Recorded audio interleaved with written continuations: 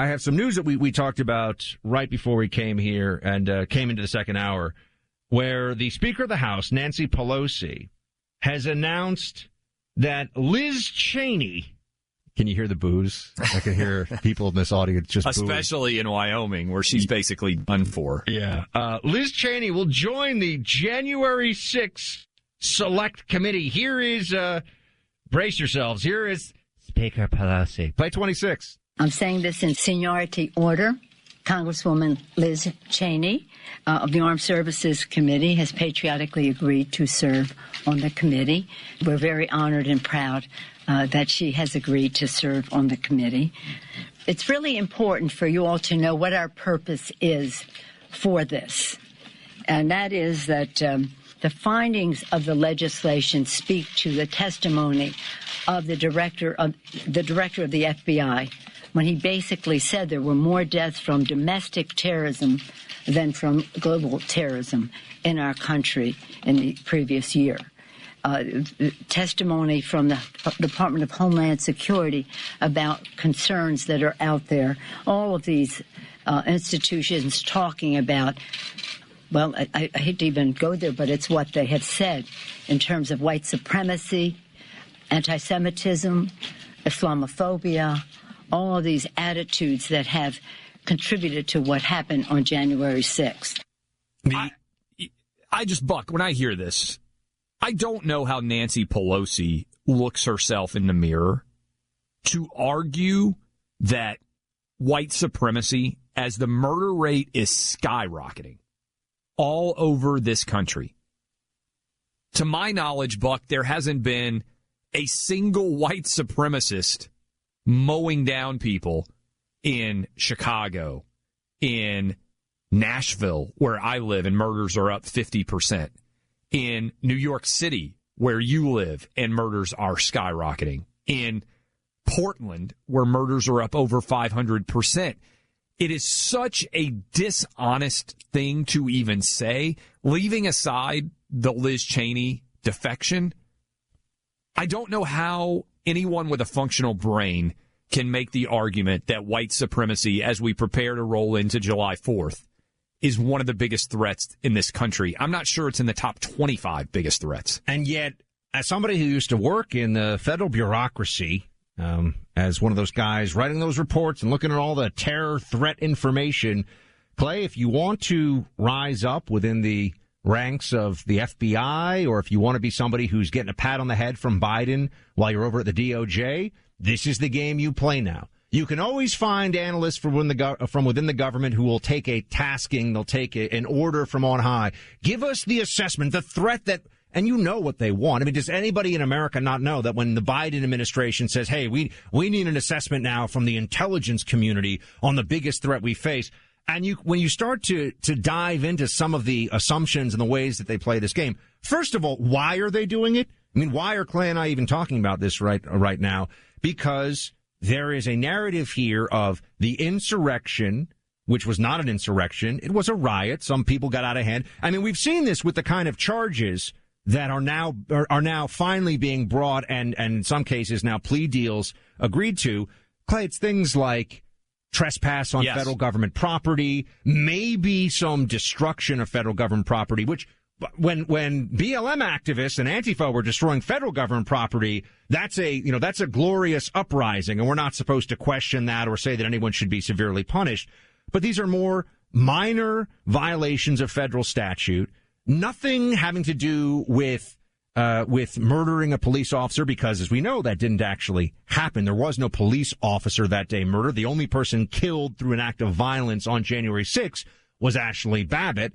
And now there are people who are saying, why can't we even know what was the use of force justification there?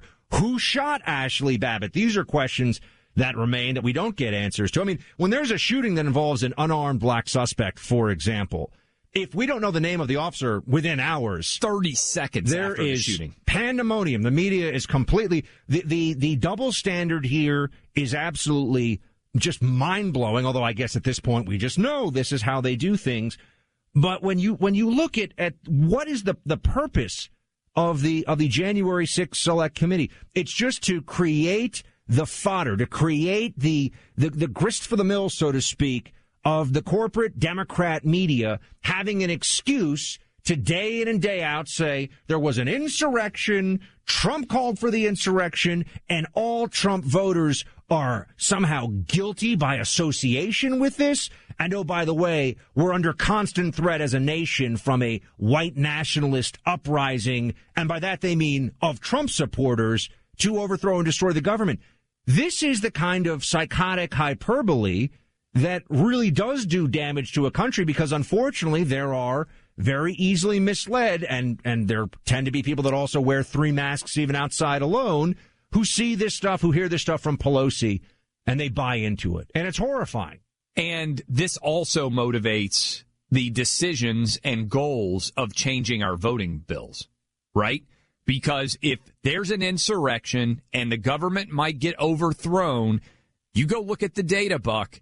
Even with all of the craziness and all of the changes that occurred for 2020 because of COVID, the ballot box drops, the absentee ballots, the mail voting, 40,000 votes is all that, even with all the counting and all the irregularities and everything else, 40,000 votes. You change 20,000 votes in Wisconsin. You change roughly 10,000 in Georgia and 10,000 in Arizona, and Donald Trump's president. 269, the House votes him in.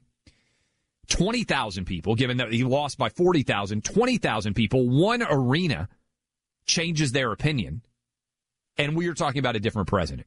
And what they saw, Buck, was they saw, even with all of the changes that they were able to implement and use COVID as a justification, they barely dragged Joe Biden over the finish line.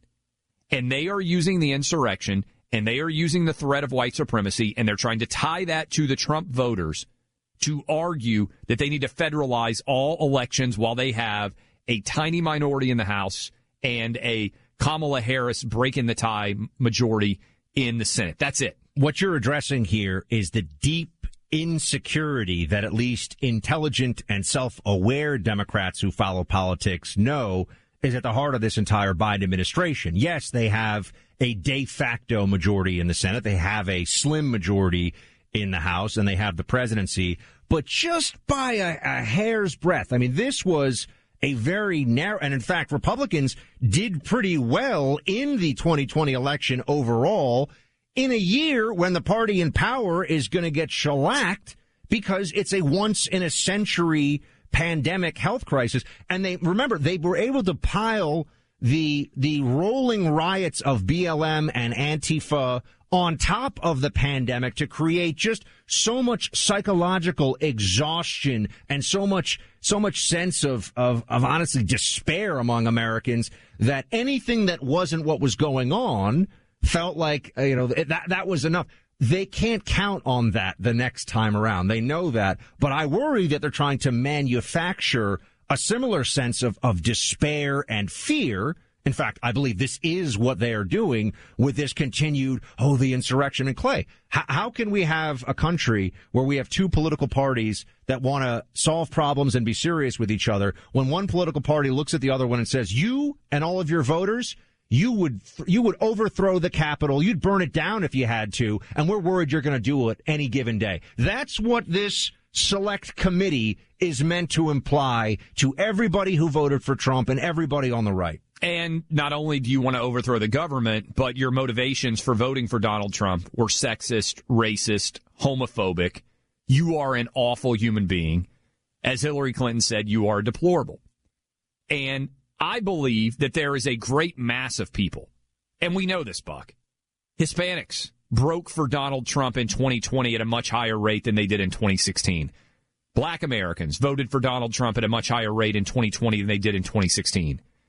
Minority communities in general overwhelmingly rejected that broad brush characterization. And even back in 2016, and this is what got me so fired up with the initial everybody who supports Trump is a racist argument, there were millions of people who went from voting for Barack Obama in 2012 to voting for Donald Trump in 2016. In fact, the Midwest, that's why Trump won. Did all of those people suddenly become super racist and go from voting for a black man to voting for Donald Trump? Of course not. Without COVID, and this is what continues to get me so fired up. Without COVID, Trump wins in a landslide. He doesn't only win Minnesota and Pennsylvania and Michigan and Wisconsin and Georgia and Arizona. I think he flips Nevada. I think he flips New Mexico, Minnesota, all those states, and the Democratic Party, identity politics, and cancel culture universe explodes in their face. And now I think it's going to explode in their face in 2024 and also a little bit in 2022 in a way that didn't happen in 2020. And this is why there's such a hyper-focus and reckless exaggeration from Democrats when it comes to everything related to election rules. This is why they have Joe Biden saying, Jim Crow 2.0. This is, when people invoke they'll invoke the Holocaust, Democrats do this in a way that's just so reckless and stupid and wrong. We finally reached a point where I feel like people know that's just, it's inexcusable. And there's now enough of a pushback that it's becoming more uncommon for some crazy Democrat to do that, say that, Trump was basically Hitler, something like that. I mean, to call the voting changes in Georgia Jim Crow 2.0, knowing what the history of Jim Crow was and actual segregation in this country and the actual history of oppression is so reckless and unfair and honestly stupid. But there are reasons why the Democrats are doing this, and we'll get into a decision that just came down today, 6-3 from the Supreme Court, that when you look at the reasoning behind it, you look at what actually happened, you understand that they're going to fight on every single measure all the time because they know they have to tilt the playing field in their favor or else they may lose their grip. The Democrats will lose their grip on power.